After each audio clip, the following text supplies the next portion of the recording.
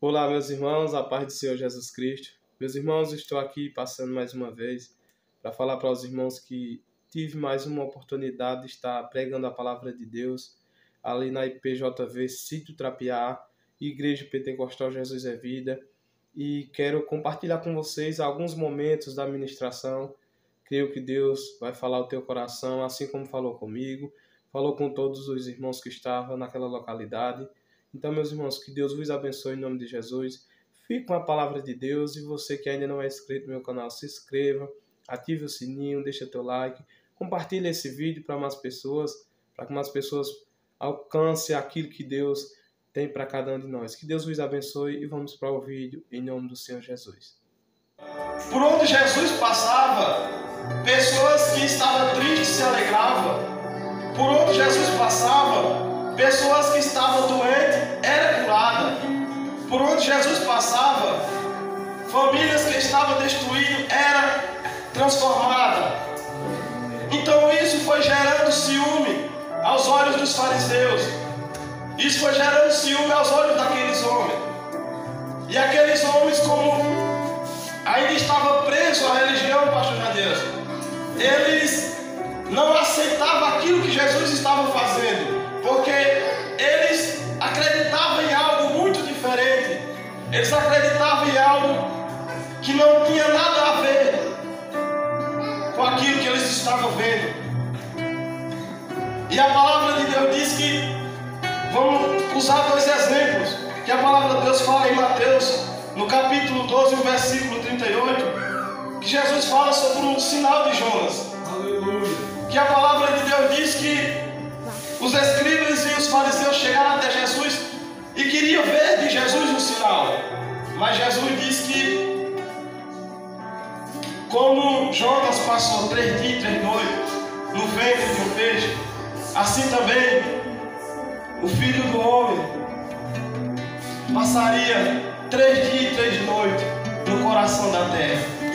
E outro exemplo também que nós vamos usar é em Lucas capítulo 5, versículo 21 ao 30, que fala sobre a cura do paralítico de Cafarnaum. A palavra de Deus diz que esse paralítico, ele não podia chegar até Jesus porque ele vivia numa cama, ele não podia andar. Mas aquele paralítico, ele tinha amigos. E a palavra de Deus diz que aquele paralítico, sem poder chegar até onde Jesus estava, a multidão era tão grande que não tinha como eles chegar até Jesus. Jesus estava ali ensinando. E a palavra de Deus diz que Jesus ensinava, e neste lugar estavam os fariseus, os escribas e os doutores da lei, que são eles. E a palavra de Deus diz que então aqueles homens tiveram uma ideia. E o que foi que aqueles homens fizeram? Aqueles homens pegaram aquele paralítico com a sua cama, subiram ao telhado da casa, desviaram e desceram a cama na frente de Jesus. E a palavra de Deus diz que quando Jesus viu aquela cama descer na sua frente, ele diz: teus pecados estão perdoados. Foi aí onde os fariseus e os escribas, mais uma vez, perseguiram e murmuraram. Porque quando Jesus falou aquilo, os fariseus começaram a falar: quem é este que diz blasfêmias? Ninguém pode dizer está perdoado pelos pecados se não for Deus. Ou seja, os fariseus já estavam mais uma vez murmurando. Era perseguição. Eles observavam o que Jesus fazia. Tudo que Jesus fazia, eles estavam observando, querendo pegar Jesus em uma falha. Mas isso daí não acontece, nem aconteceu, porque Jesus não tem falha. E a palavra de Deus diz que aqueles homens começaram a murmurar. E mais na frente, quando Jesus sai daquele lugar, a palavra de Deus diz que Jesus encontrou um público cego. E a palavra de Deus diz que aquele homem seguiu, deixou tudo que estava fazendo, seguiu Jesus. e fez um grande banquete para Jesus. Mas no meio dessas pessoas, onde Jesus estava, novamente estavam eles, os homens que andavam observando Jesus, os fariseus, os escribas. E a palavra de Deus diz que já começaram a murmurar de novo, falando para os discípulos de Jesus: quem é esse que come com os pecadores? Irmãos, eles estavam presos na religião, eles estavam cegos em algo que não tinha nada a ver com o mundo espiritual. E a palavra de Deus diz que Jesus disse que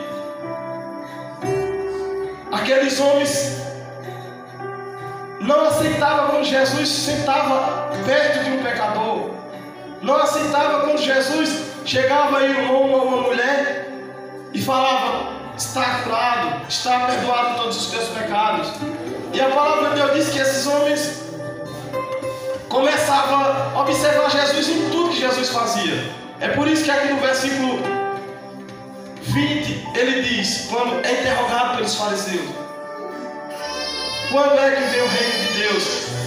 Aí Jesus responde: o reino de Deus, Jesus lhe diz, não vem o reino de Deus com visível aparência. Ou seja, os fariseus observavam Jesus, eles estavam achando que o reino de Deus ia vir da maneira que o coração deles queria que viesse. Os fariseus achavam que o reino de Deus viria para todo mundo ver ali naquele momento, seria um príncipe. Mas não. E a palavra de Deus diz que Jesus diz: o reino de Deus, ele não vem, ele está dentro de vós. Glória a Deus. Jesus falou para aqueles homens que o reino de Deus não é aparência. Jesus falou para aqueles homens que o reino de Deus não viria da maneira que eles pensavam que ia vir. Nós não estava entendendo nada do reino de Deus.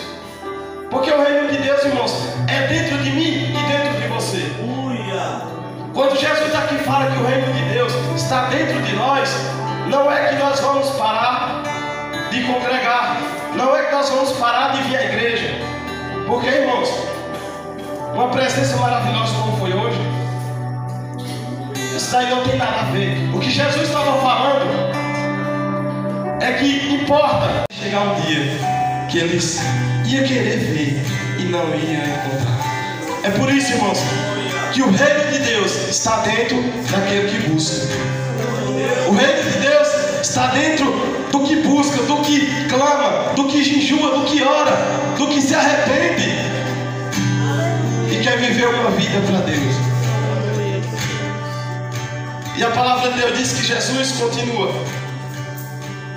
porque assim como o relâmpago, fuzilando, brilha de uma a outra extremidade do céu, assim será no seu dia. Irmãos, a palavra de Deus, quando ela começa falando que o reino de Deus ele não é visível em aparência, está falando disso.